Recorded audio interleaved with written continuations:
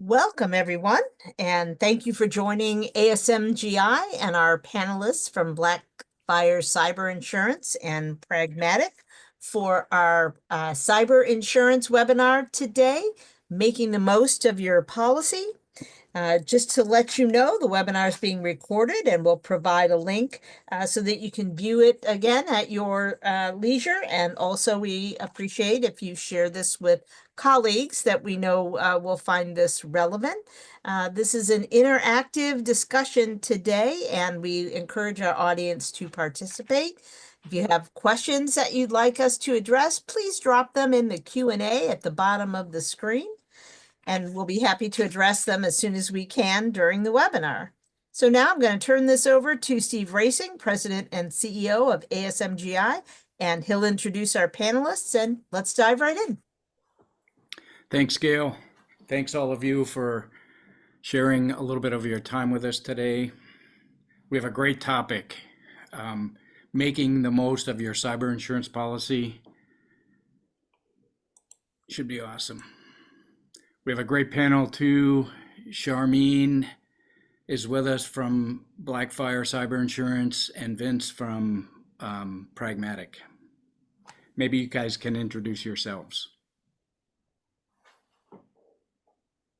So my name is Charmine. As Steve said, thank you so much for having us here today with you. I honestly think this is such a great way to get both perspectives from both of the sides. So we're really grateful for the opportunity here. I come specifically with over 20 years of insurance background. I have been in the personal lines for a while, and then I moved over to commercial lines, and I absolutely was scared of the dark side of technology. And actually that's what encouraged me about 10 years ago to start looking into it, start learning about it, and stop getting scared or being scared, right? And this is how I came into this arena of understanding how back in the days when we called it data breaches worked. So it got into it, learn some more, keep learning because it doesn't stop. Cyber is always evolving. But with that, I'm more confident that now I'm only educating myself and my clients. And even if the clients don't have time to understand the 100% of their policy, I know that we're doing our best to make sure that they have the best available to meet the demands of today's when it comes to cyber incidents and etc. So I'm really excited to be here with Vince and Steve and Gail. Awesome. And I'm Vince Chung, excited to be here as well with a group of friends here. I have been a co-founder and a partner at Pragmatic for the last 10 years since founding. And prior to that, I was actually working on what we would call the client side. So and I was chief customer officer at a large company in the health club industry with both national and international locations. And so from a user perspective, definitely have been on the user end in terms of making sure that we are compliant, and also from a service provider perspective, making sure that we are serving our clients appropriately, including satisfying their requirements for insurance. And cyber is it's a big topic. On a personal level, have been a data geek for many years. Studied that in college, and have been really been working at the intersection of data and technology for the last 3 decades or so, and excited to be here to chat about this topic from a user perspective. Thank you both for being here. Yeah, really appreciate it. So from an agenda perspective, so what are we going to talk about today? We're going to give a little bit of background on ASMGI, a little background on Blackfire Cyber Insurance, and a little background on Pragmatic. I'm going to give cyber insurance stats, and then we'll ask the questions of the panelists. We'll get your expert advice, and then we'll open it up for audience questions. And then we'll give a conclusion. So a little background on ASMGI. ASMGI has SOCs or staff in Cleveland, Raleigh, Trenton, and Provo, and Toronto, and Minneapolis, and San Antonio. We have over 700 customers across North America and over 400 managed services customers. Customers include colleges and universities, financial services, healthcare services, manufacturing, legal and retail, and professional services. We like to describe ASMGI as a consulting and full stack technology company. So what do we mean by that? We've been doing this for a long time. So we provide strategy documents and like OKRs. Does everybody know what an OKR is? Objective and key results and KPIs. So anyway, we're proficient in cybersecurity operations and managed IT services. We do those really well, and we also do custom application development, and we have a DevOps team or DevSecOps team. We believe there are two ways of thinking about things. The old way, we call the point solution mindset, is reactive. It focuses on individual things like controls, for example. If you're talking about cyber, it would focus on the individual control and build a project around that to get it done. And we interface with a lot of enterprises who are doing just that, right? They're moving from one control to the next control to the next control to the next control and setting them up as projects, right? It's very fragmented and inefficient, and you can spend a lot and not necessarily improve the outcome a lot. So contrast that with the new way of thinking, which we call the holistic mindset. It's more proactive in nature. It focuses on total solutions. So we have a saying at ASMGI that a total solution is the program plus the technology plus the operations. And if you're missing any one of those three, it's not a total solution, right? So it ends up working out really well. It's both gap-based and risk-based. By that, what I mean is like gap-based is you identify where you're at now, you identify where you want to be at in the future, and everything in between is the gap, basically. Risk-based is intuitively obvious. It's risk-based in the sense that it identifies and focuses on risk. The net result of this approach is you spend less and improve the outcomes more. Charmine, why don't you talk a little bit about Blackfire Cyber Insurance? Yes, sure. So we have been in the industry officially since 2017. We brought in tech experts along with the insurance experts on the commercial side of things to be able to make sure that we are delivering with the understanding of what it entails to have cyber coverage or tech E&O and cyber coverage for those companies that are in need with today's environment the way it is. So, we have the expertise to bring what we bring to our table. We definitely offer cybersecurity and data breach insurance. We also offer commercial crime. It kind of goes along with it because some of the aspects are also into cybercrime. We also offer professional liability insurance. Some people know it as E&O. We also offer tech E&O, which is for technology companies. And then, of course, along with that, other professional services that we are really good at doing is, you might have heard of D&O or EPLI, also known as management liability. So we love to do those because these are professional coverages that we really study and keep up with all of those carriers for. So we serve, it's not necessarily about the type of business, but rather the type of coverages that you're looking for, right? And that's what we're good at. So we are able to serve SMBs, startups, even they need it for the requirements or whatnot. We can help with that. IT companies, software companies, freelancer contractors, they might need it for themselves because they're working as freelancer or contractors for another company. And they also come with sets of requirements because obviously they also have sensitive data on them. Accountants, healthcare, medical industry, law firms, oil and energy, believe it or not, they have a lot of sensitive data as well. Recruiting, staffing, nonprofits.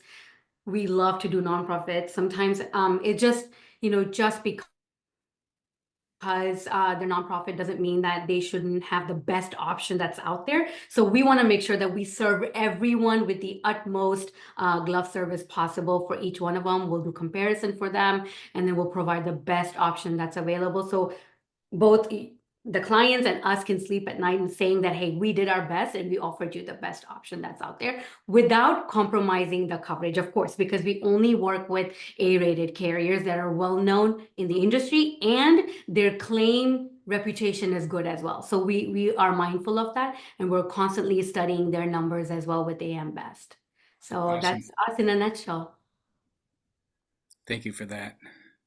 Vince, can you tell us a little bit about Pragmatic? Absolutely. Yeah, we're one of the companies that are sleeping better tonight because of our partnership with Charmaine and her team, and with our partners at ASMGI as well. Pragmatic has been around for 10 years, as I mentioned. We are a digital and direct marketing agency. So we are a service provider. We serve clients ranging from mid to late stage startups all the way to Fortune 500 clients. We specialize in several industries. They tend to be recurring revenue based. So a lot in financial services, a lot in energy services and home services, quite a lot in B2B, SaaS-based tech companies and so forth. Without reading, our business development brochure here, what I would like to highlight is just a couple of things. We really focus on delivering the shortest path from a business problem to a solution for our clients. Oftentimes, they are marketing challenges that really have business strategy implications, data challenges, as well as go-to-market implications. And so that's what we tend to focus on. And henceforth, we deal a lot with data, and having the right level of protection and coverage in terms of insurance, particularly in cybersecurity, is paramount to us being able to do an effective job. The second thing that I also say is our makeup. Our agency is 100% virtual. We've been so since day one.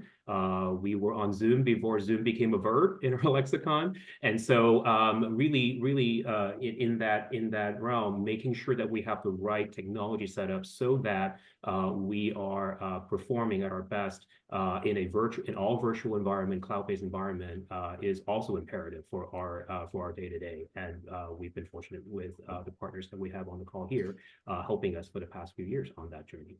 All right. Awesome. Thanks, Vince. So I'm going to go through some cyber stats.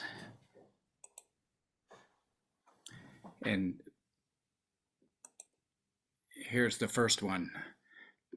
Companies with cyber insurance. So the reason it was interesting to me is because I wanted to know about how many companies currently have cyber insurance or how many are going to get it. And this slide shows that 19%, it's from 2022. So it's a little bit dated, but it's accurate in that it's close enough. 55% have some coverage, and 28% think they're going to get it soon. The average, this says ransom paid. It's not just ransom, it's the average cost, total cost of a breach. Averaged $812,000. So my question there is, like, how many people have $800,000 laying around? Not many, in my opinion. Especially when it's not part of your budget, right? I mean, you may have the funds, but it's probably allocated towards growth or toward investment, and that's where it can really wreak havoc on an organization if this becomes a burden for any company. Yeah, so I agree with Right. you. The next thing that I thought was interesting is what reasons are behind companies that get cyber insurance. And 40% of the companies are recommended by us a risk assessment, and 40% have seen a like company get breached. That's happening a lot. Anyway, I thought that was interesting. So this one is top causes of loss or percentage of claims, and ransomware, as we know, is increasing every year. It's number one. So business email compromise is close, but it's significantly behind, in my opinion.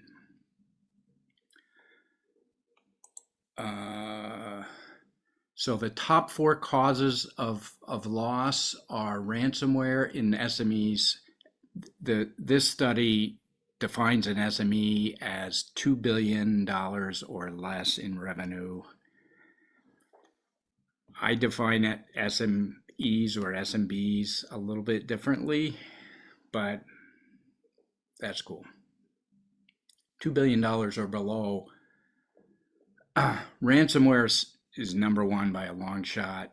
I think it's in everybody. Business email compromise, followed by business email compromise, followed by hacker, followed by wire transfer fraud.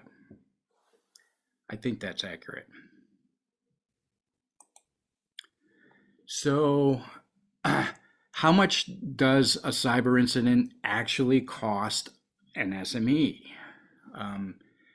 This slide says it costs $356,000. I think that's pretty accurate, right? So anyway, the other thing that's interesting about this slide is it came down from 2022.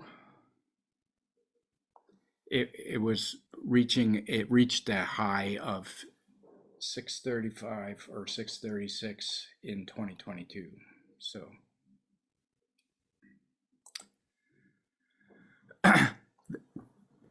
the next slide I thought was interesting because of what it shows, like deep fakes. Does everybody know what a deep fake is? Anyway, deep fakes can happen for images or voice, and 2 people I've talked to have been affected by voice.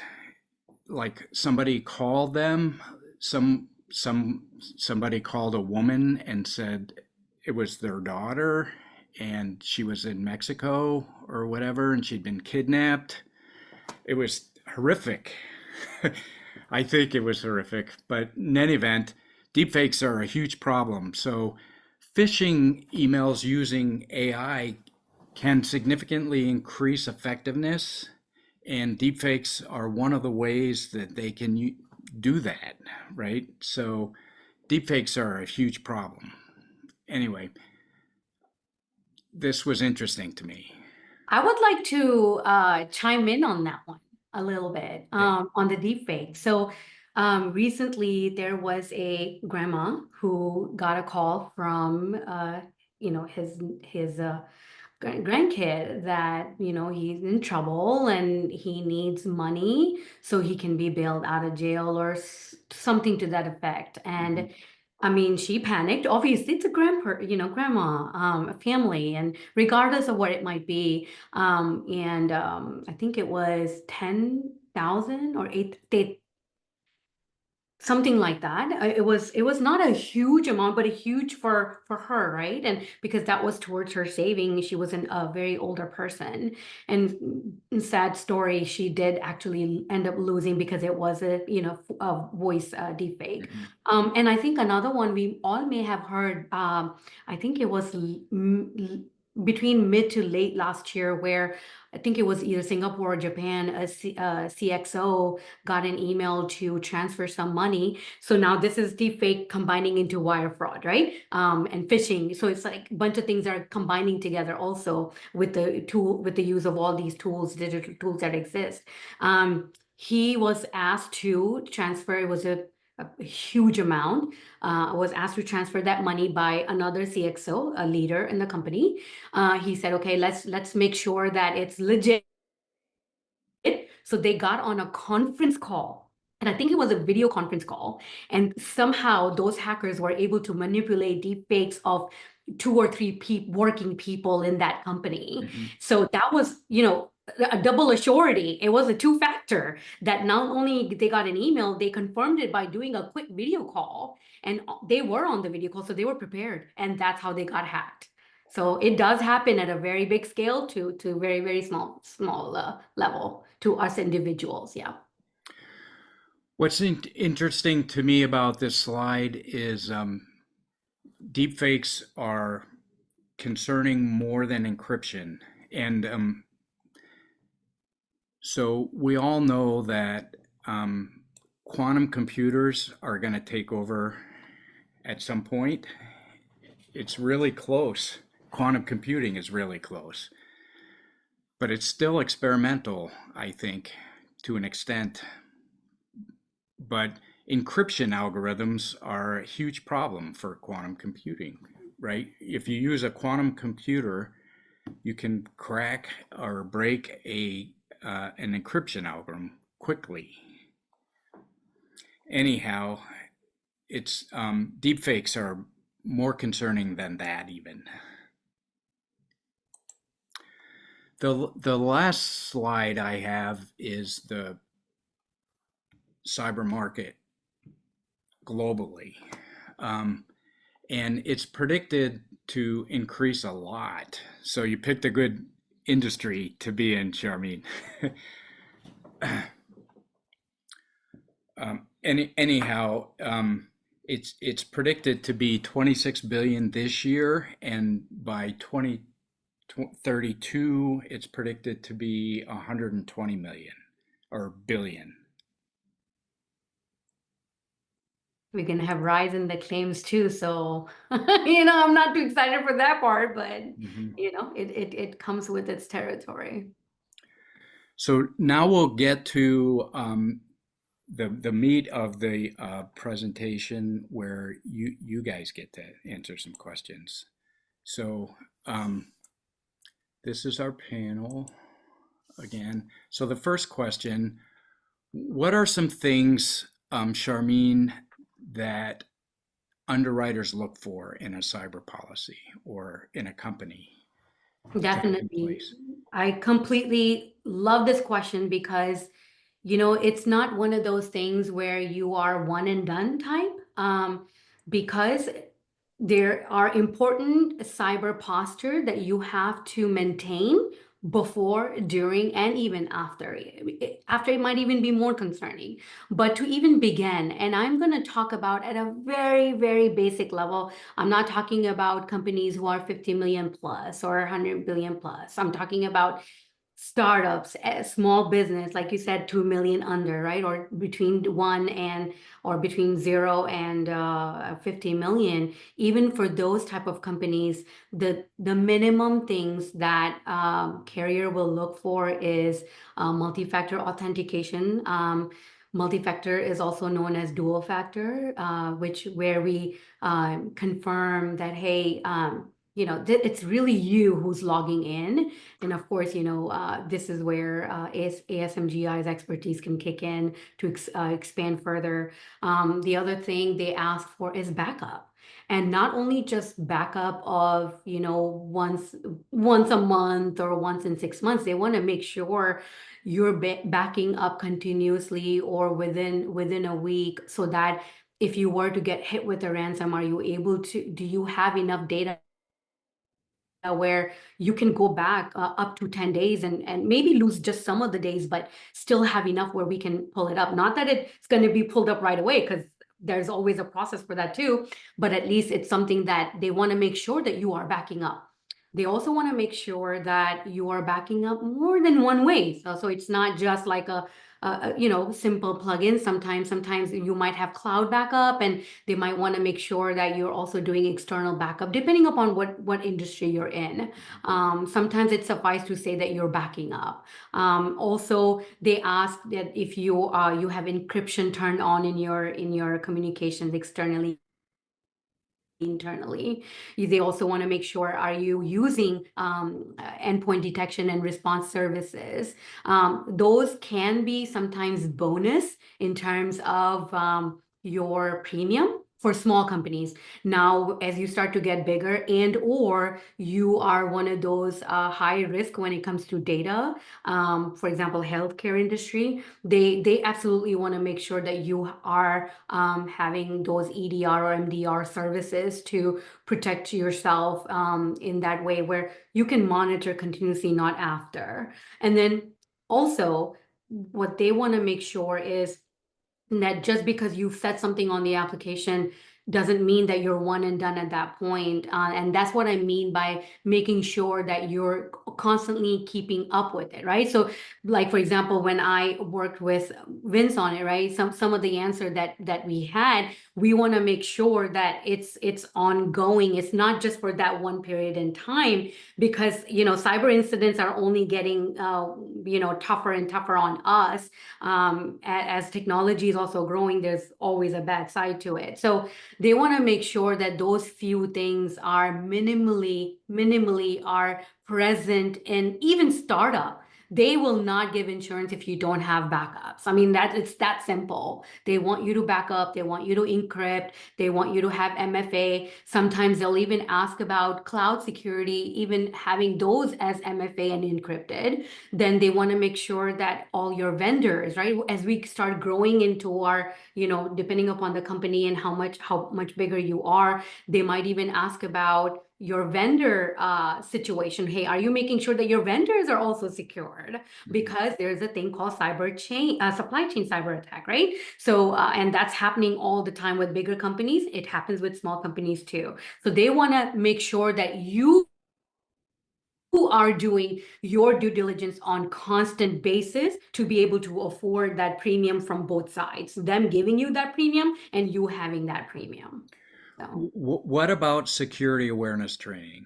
Yes. How important is that? Thank you. Oh my God, that is one of the questions on the questionnaire as well. And typically, even if I don't ask that directly, I always say yes in the application for my clients, and we make sure that they're doing some sort of training either themselves or with their IT companies or via ASMGI. They're making sure that they're doing that on a constant basis. And again, Steve, I want to reiterate that it's not one and done, because there are constantly changes happening on those hacker incident types. So cyber awareness training are also being updated based on what's going on now, right? A few years ago, we had no idea what cryptojacking is, but now we do. So, we want to be informed about all of those things. We were talking about deepfake. We didn't know 10 years ago what deepfake was, but now we do. And they're constantly enhancing as well. So you want to make sure that you're doing as much training as possible.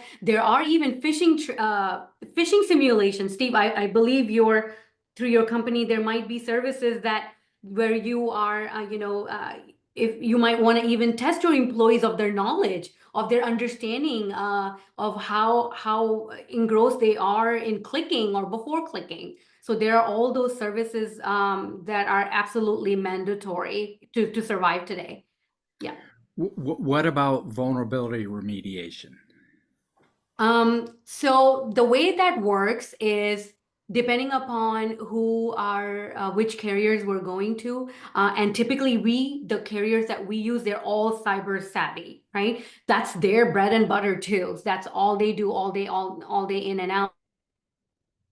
So what they do is that they will run their own due diligence. They will not just depend on your words, but they will also run a check from outside as if they were hackers. And they will also run a vulnerability report to see where you stand. They will even have list of data leaks like if you are, if your email or your domain is showing up on data leaks and things like that. And then of course, some carriers will show it to you, some won't, and some will come back and say, hey, this is really bad. We cannot offer you, or this is contingent, or the quote is contingent upon those fixing up those vulnerabilities, and or they'll say, hey, depending upon what the vulnerabilities are, they're not going to tell me the premium difference, but even if they offer a quote, they will point out some of the things that, hey, you might want to fix this, right? And they go to the point where Vince didn't get one like that because they didn't have any vulnerabilities thanks to ASMGI. But one of my other clients, we got in middle of the policy, we've gotten 2 reports that it's showing that vulnerability is still present, and they're constantly telling me, hey, make sure the client takes care of it. And guess what? At renewal, I'm 99% sure they will not quote them, or even if they do decide to quote, there will be a contingency, hey, take care of this, and the quote is going to be really high if they do. So those reports are really, really, really important to take care of at an ongoing basis, not just once. Yeah. Yeah, Gotcha. Thanks. you're welcome. Vince.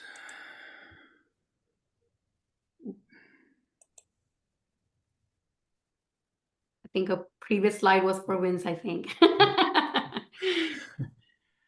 So from a policy holder perspective, can you chime in a little bit?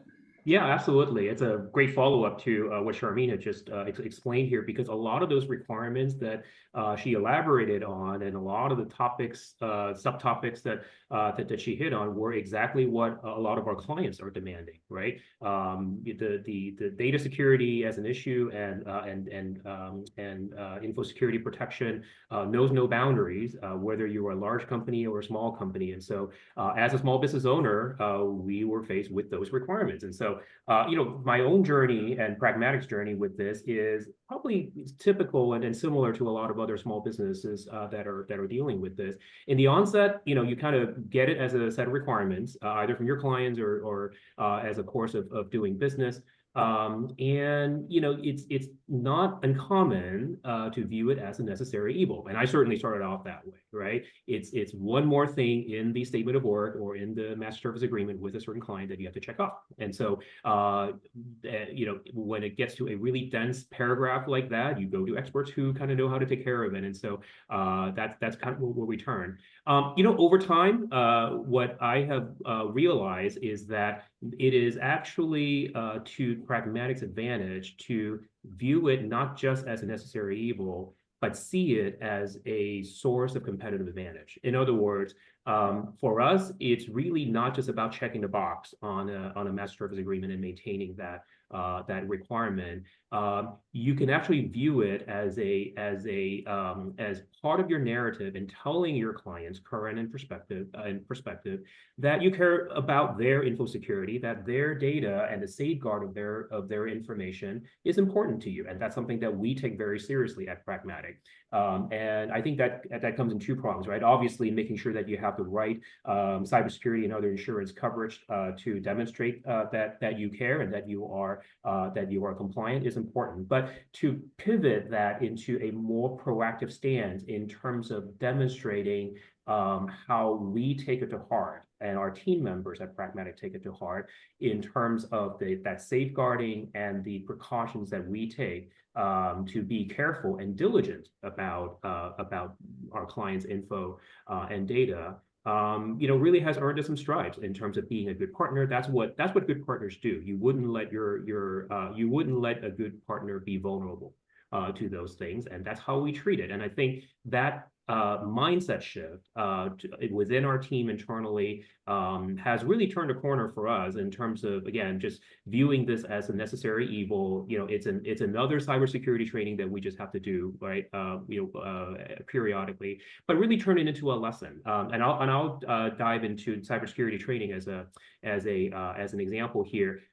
It would be easy for us to check the box and satisfy our insurance requirements here by just doing something, right? we are internally are using that as an important part of our ongoing training to our team, to new team members that join, as well as periodically with everybody else. Because to Charmaine's point, a lot of those schemes and the bad actors and what they do are evolving, and they're evolving very rapidly. And so making sure that our team is equipped and is savvy in identifying and spotting and be aware of those types of things that are happening, not just professionally, but hopefully benefits also in their personal lives, is an important one for us. And so we do something above and beyond. We actually do phishing simulations, as Charmaine had mentioned, and a few other modules that really encapsulate holistically what cybersecurity awareness is, and get to specific tactics that our team can be trained on to really be on the lookout for this. For us, it's one, if we can arm our team members to be that much more cybersecurity proof, it's better than cybersecurity proofing the company, right? And that's kind of the philosophy we've adopted to take on a little bit more of a proactive stance, because it really adds to our competitive advantage. Awesome. Thank you. Charmaine, so what are areas that are lacking in cyber policies? Or I think you have to emphasize exclusions or things that are just not there. So what we want to make sure is when you are getting a cyber policy, first of all, it's not an endorsement, because what's happened in the industry is, before, when cyber insurance or data breach was really not an issue, and it was mainly, looked at for the data liability for those bigger companies, and that's why we called it data breach back in early 2000s. So at that time, a lot of times what happened is that other carriers, as it filtered in and started growing in that way, typical carriers, commercial carriers started doing endorsement to their general liability or professional liability. And sadly, to this day, this still happens. There's no way an endorsement is going to really financially protect you, because it will just have the liability piece of it, which is an actual lawsuit when the data breach happens. Now, nowadays, whether you know or not, there's going to be a lot of things coming at you. So, some of the things we want to look for is, first of all, it's a full-blown coverage by itself for cyber coverage. It is from an A-rated carriers. They're financially stable, because the financial stability is equivalent to their claim experience overall. Things happen. I'm not saying everybody's perfect, but for overall, this is why you stay with the A and above, right? That includes A-, A+, A++, things like that. So you want to make sure that you are with those carriers who are pretty much reputable. You also want to look for how cyber savvy they are themselves. What are they doing? Do they have tech people on their own, on their own system? Because depending upon who's writing the policy, they themselves, like I was telling you earlier, they do their due diligence themselves. How are they going to understand those reports if they don't have tech smart people in their own team, right? So you want to make sure that their background or their expertise also are coming from those areas. Or even if they are, they're well known. Just because they're well known doesn't mean they're experts. So you just want to make sure that they're also keeping up with those trends for cyber when they're offering cyber. And that means that it's going to be a full-blown policy. It's going to have first-party cyber, third-party coverages, first-party, just to kind of recap it a little bit, you want to make sure that it has, forensic analysis coverage. It has notification, credit monitoring, business interruption when you can't go or do about your business, dependent on your own, or as a system failure. What about network asset? When that gets damaged, is there coverage for that? Of course, you want to look for ransomware or cyber extortion.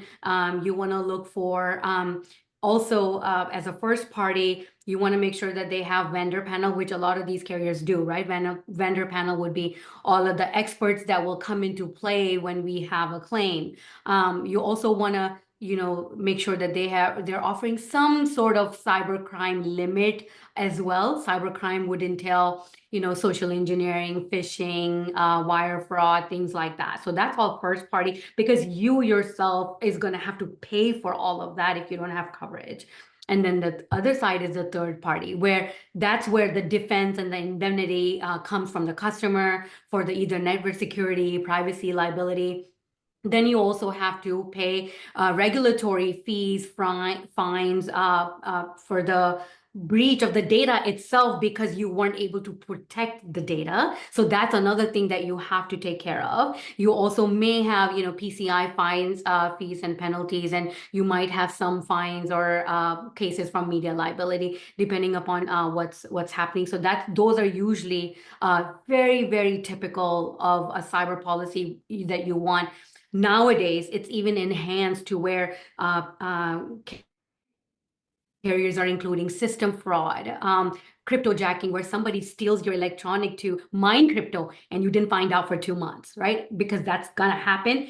It's happening already, obviously. That's why it's on the policy. But then we might think, oh, that's crypto, I'm not gonna need that. But you're not gonna know until it may happen to you. So, those are few very, very important things in a nutshell that you want to make sure that they're good at. And then, of course, their claim and their process. And some of the things you want to also look for is the notice time frame that you have. I recently had a situation where the client discovered it a while ago, but they reported it 120 days after the discovery period. And unfortunately, in the policy itself, there was a 90-day discovery period. What that means is not that you found out about it 120 days ago, you knew about it, but you reported it 120 days later, and they gave you 3-month leeway of 90 days reporting period, which is still pretty good. But sometimes we have to be a little bit cognizant of that, right? The other thing that we also want to be just aware of, which is very common, is coverage exclusions for coverage like state nation war, right? Something like that. Those are always going to be excluded. So if you saw it one, chances are you're going to see it in all of them. Otherwise, they will all go bankrupt, and they're not a nonprofit. So they also want to make sure that they are having that where they don't drop either. One of the other things I wanted to also share is you want to look at deductible. How much is your deductible? A lot of times, to Vincent's point, sometimes it was a point of checking the mark that, I'm meeting the criteria to be able to do business with you. But what happens is a lot of times we might say, hey, can I take 25,000 deductible or 50,000 deductible? Now think to yourself and say, okay, how Steve was showing earlier that you has 800,000 sitting. Do you have 25,000 sitting? Do you have $50,000 sitting? So that's very important, just to lower your rate by $200-300. Do you want to take that chance? And if you do, then you might want to keep that $50,000 or $20,000 aside, right? Something we don't think of. 2 more things I want to point out are very important in the policy itself is that, when you are saying that you have multi-factor authentication turned on, you are backing up. Are you doing those things? Because if you're not, or they're not turned on, MFA is not turned on, the claim is gonna get denied depending upon how they've written the policy. Not all carriers are equal, so we have to look at the verbiage, but overall, those are the criterias. And some of the carriers will give you discount on the deductible if you had your MFA turned on. So it can be beneficial, right? Where you can completely void the deductible depending upon how the claim came in or what exactly happened. It's determined at the time of a claim. But nevertheless, it's one of those things that you don't want to just forget about after you have the cyber policy. And another thing you want to be cognizant of is saying things on the application that are not true. So that's another thing that I want to make sure that people understand, that just because it's not being audited right away, like some of the general liability or product liability policies are audited, where carriers come and look at your location and look at your stuff to give you coverage. sometimes they can, at the time of a claim, they'll pick up your application and they'll say, you know, you said your revenue was 200K, but then your revenue is 2 million. That's a huge difference, right? Or something you said on the application that wasn't true, and MFA and things like that. So we want to be really mindful of those things and look at the policy in that way. Yep. So from an MFA perspective, what's required? What Yeah. applications are required? Or most required?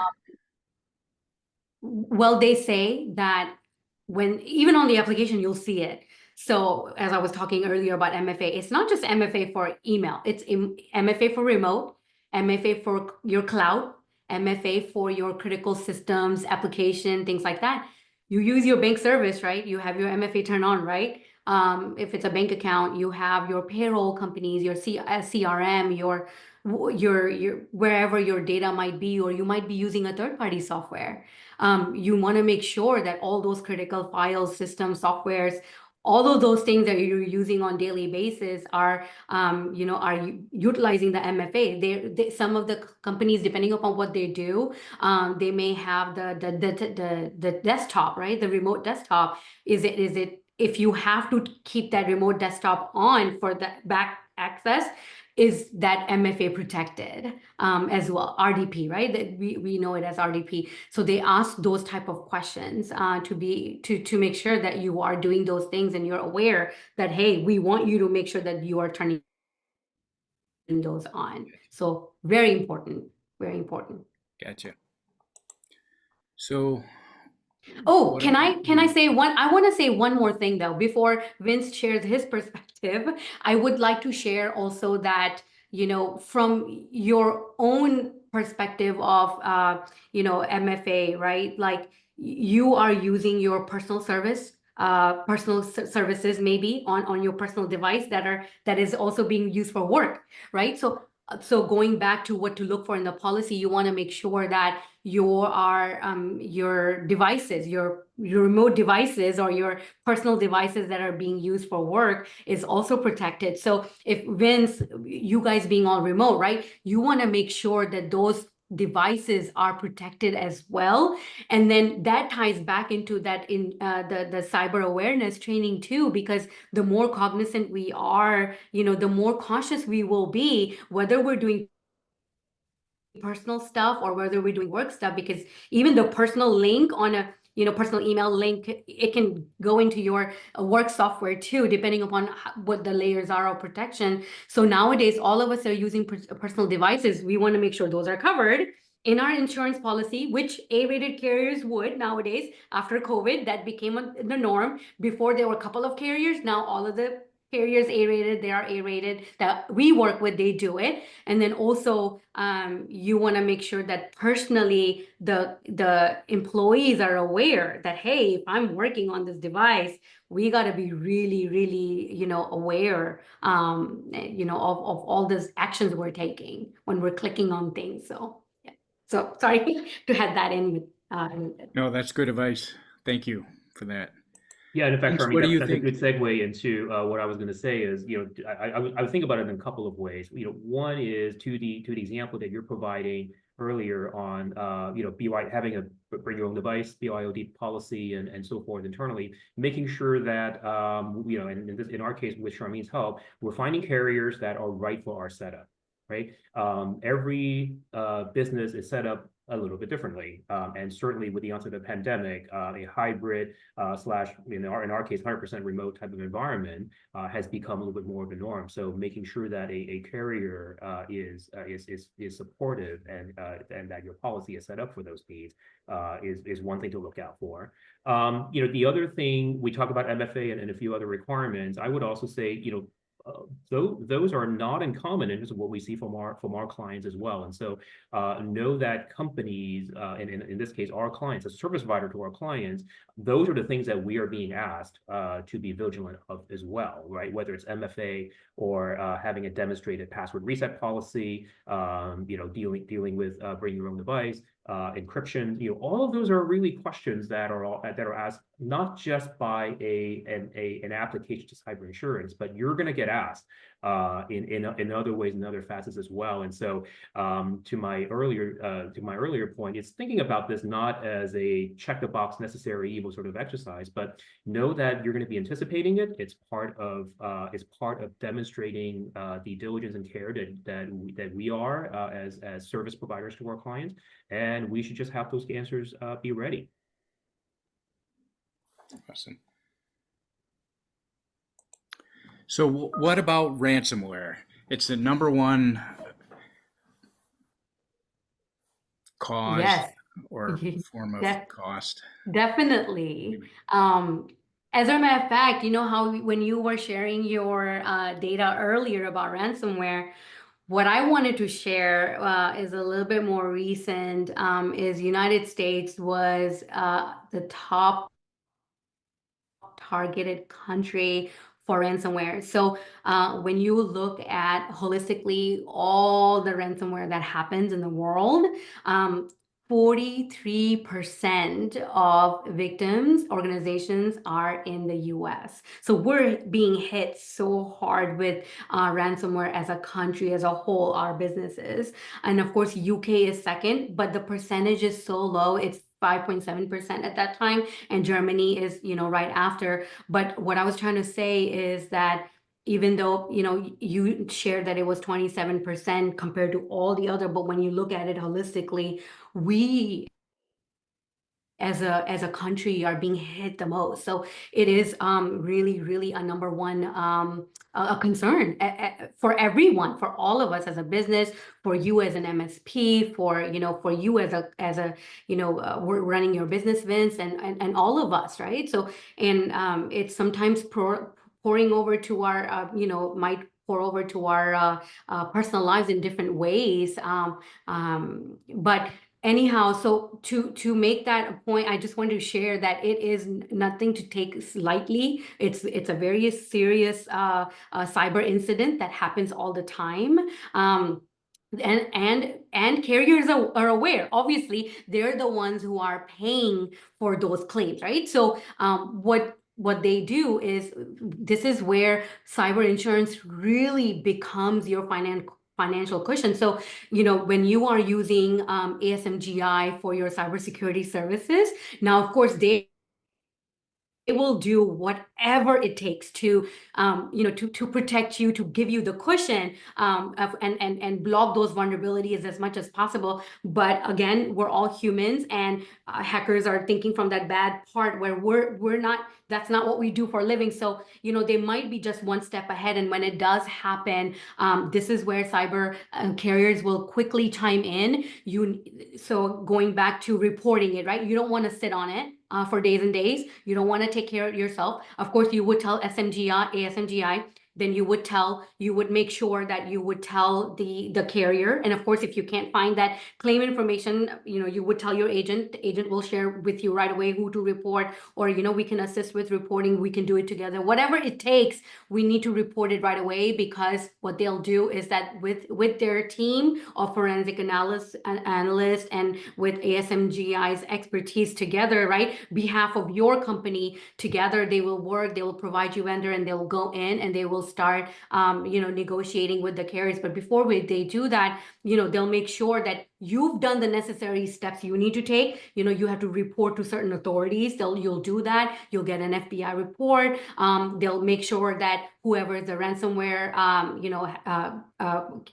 group or whoever it is, they're not on the OFAC list, and there's a lot of other requirements that we have to do. Mm-hmm. And then at the same time, the different part of team is going to try to make sure that we either negotiate it, do we pay it, do we bring your backups, and all of those, right? And while you're down, you might have business interruption costs, you have other costs. How much did it touch? What all were they blocking? What are they all looking at? Those things sometimes takes time. And this is where the vendor panel will kick in really quickly to work with you and ASMGI to make sure that we're moving fast. A lot of times when cyber insurance carriers get involved right away, I believe they bring down the ransomware anywhere between 20 to 40%, if not more, if that is something that you decide to pay. But even if you don't, there's all these other things that we need to do. And that's where your backup is important as well, because you want to make sure that you're backing up your data and it's able to come in. So while they're bringing in, you might have business interruption running, right? But then that's where all those components will come together and they will help you remediate as fast as possible to be on your feet. Sometimes it does take a few days. Sometimes it takes weeks, depending on how big you are or what all you have or how supply, was the supply chain or all how it went, how far it went. It might take weeks and months. So all depends on the situation. Awesome. Thank you for that. Vince, do you have anything to add? Other than the fact that we've been fortunate, we have not had to deal with this as an issue. So I'm kind of learning along the way as well. But in our phishing simulation and other type of training, this is a real issue. This is one of the things that we really train our team to look out for, both personally and professionally. Awesome. They say that human beings are the weakest link, right, Steve? ASMGI can do everything possible from technical standpoint. But if our people are not educated or not aware or just working, not understanding how important it is to protect your data, just because you can't see it behind the scene, doesn't mean it's not as important as your car in your garage or your home that you build. So all of these things are just as important. And that's where, those trainings and understandings really play a huge role in saving you from something like ransomware. So. Agreed. I'm going to open it up now for our audience questions. We have several. I'm going to go through.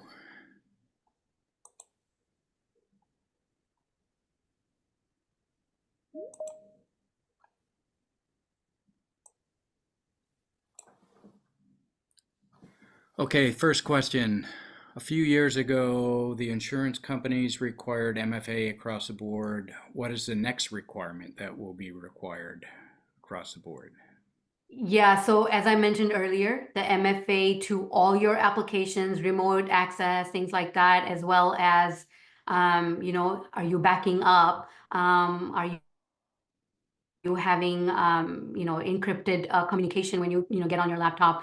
And I think pretty soon what we're going to start seeing is sometimes it sees as an option where they ask, do you have incident response in place? Do you have MDR or EDR in place where you're monitoring your incoming in your endpoints, as well as maybe more than one backup. I think it's coming very soon.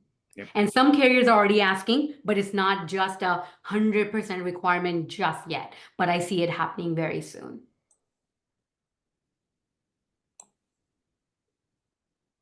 That one we addressed already. That one we addressed already. Does cyber insurance cover both internal and external attacks? Yes. So back in the days, we would see, you would see exact verbiage on, rogue employee and things like that. I think now most of the policies will trigger as long as, the event triggers itself, right? So you have to look at the term, what caused it? Did you have a data breach? Did your data leak? Doesn't matter how it happened, right? So that way it covers both external and internal. So without specifying whether it was a rogue employee, insider threat, or was it someone from outside, now as long as whatever is written in the policy that we will pay when this happens, as long as this happened, it will trigger the policy, and it will be looked at and taken care of, and claim will be filed.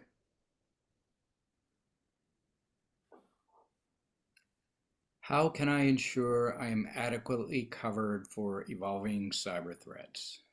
So that's going back to, first of all, looking at your policy as a whole. Does it have first party, third party? Does it talk about, does it say, list all those things in the deck page, that it has credit monitoring, vendor panel? Does it have the GDPR coverage? Do you have PCI coverages, media liability coverages, not just data liability, but all the other ones, right?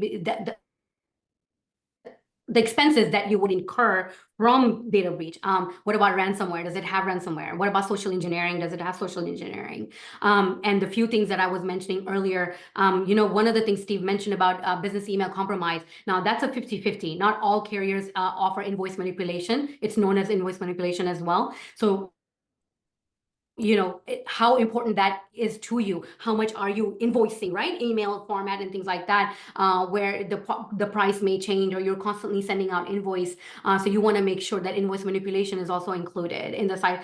Within the cyber crime, the social engineering can be broken down into few things, or cyber crime can be broken down into, like I said, wire fraud, invoice manipulation, social engineering, phishing. So you want to make sure that those things are, if they're applicable to you, you're covered for them. And of course, you want to make sure you're not getting an endorsement. I cannot emphasize enough on that.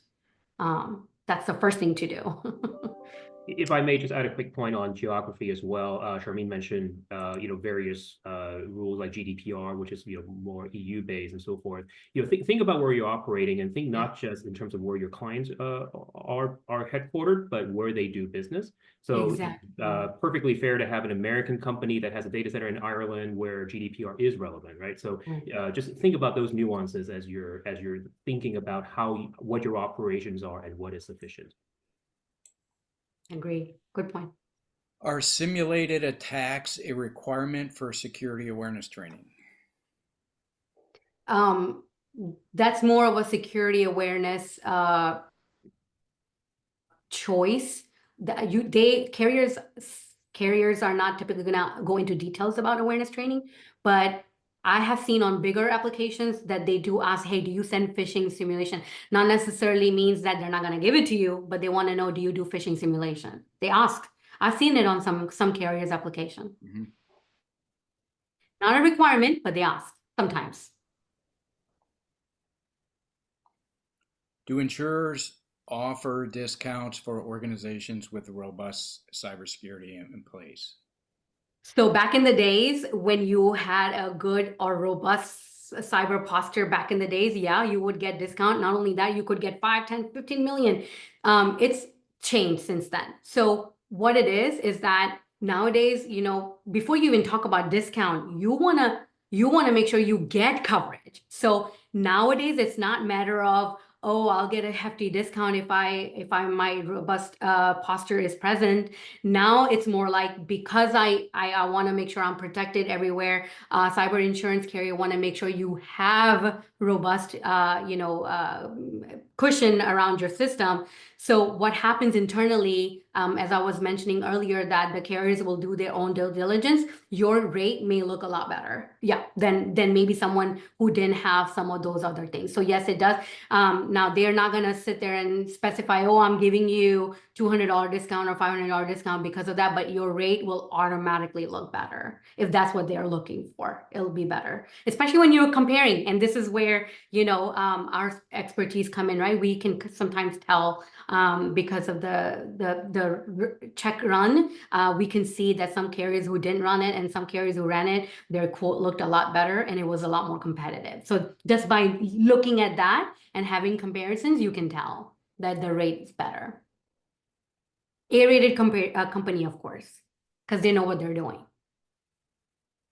How does cyber insurance integrate with other types of business insurance? So when it comes to, general liability and things like that, of course, that's something we all understand. But when we have we're modern businesses. We store data in our cloud, CRM, payroll, right? Those are minimum things we do. We have number of connected digital devices. We use online apps. We use cyber technology to serve our clients, to stay competitive in the field. We have social media usage. We have portable devices, which all increases the risk and loss for the theft and threats. So when you think of that, the way it plays a huge role is you cannot go to your general liability or professional liability policy to say, hey, can you, give me my business interruption coverage? At least give me business interruption. They won't, because general liability, business interruption is for physical things. Yes, they'll pay you for your laptop, maybe that was stolen if you had your liability for your own, your pieces of, product that you own, but they're not going to pay you for the data that's inside the laptop. And this is where this becomes general liability, professional liability, worker comps, depending upon if you have W-2 employees, and cyber insurance. This becomes your full risk portfolio, packet as a company. Unless you're completely, offline, it's a good portfolio to have within your risk management system. Yeah. Awesome. So it's 2:05. We went over a little bit. Yeah, we sure did. Any closing remarks? So I will say that, sometimes it is part of a requirement. And like Vince said, we are, we think about checking off, but as we start looking into this, yes, the limit might be pain to get if they're asking for high limits. But I always say that, because that's the reason I started learning this. And I honestly feel like, just like we have our car insurance, just like we are our home insurance, for our businesses, we have general liability for slips and falls, or we have our, professional liabilities, right? This is just as important if we have online presence and we're dealing with some sort of data. We want to, just because it's digital, it's not out of sight, out of mind. Don't let that happen to you. And always be, empower your business to not fetch out $800,000 and instead with just, few $1,000 deductible. This is where, this can play a huge role. So, really consider having cyber policy, and you don't need a high coverage. So consider having a small limit just so you have some cushion there. So very, very important to have nowadays if we want to survive in today's digital world. Awesome. Thank you for that. Vince, any closing? My quick closing would be being based in California, we think about earthquakes, right? And so the mantra on dealing with earthquakes is be prepared. It's not a matter of if, but when. So, when we think about earthquake insurance coverage, similar to how we think about cyber, it's making sure that you have something to start with and being prepared. It's also about preparing your home for an earthquake, or home-proof or earthquake-proofing your family, just the same way that you're cybersecurity proofing your team and your company, and being prepared. So whatever it takes to stay prepared, to be prepared and stay prepared, that's what I'm focused on as a business owner. And so part of that too is relying on good partners like my fellow panelists here. And so we feel good, have peace of mind that we are prepared, and know that the world's going to keep evolving, and so that level of preparedness needs to change and evolve as well. Yep. That's my advice. So cyber threats are continuously evolving, and we need to evolve with them. Agreed, 100%. Cybersecurity is so important. So, we all should be aware, and this is where ASMGI can help us and protect, and so we can sleep better at night.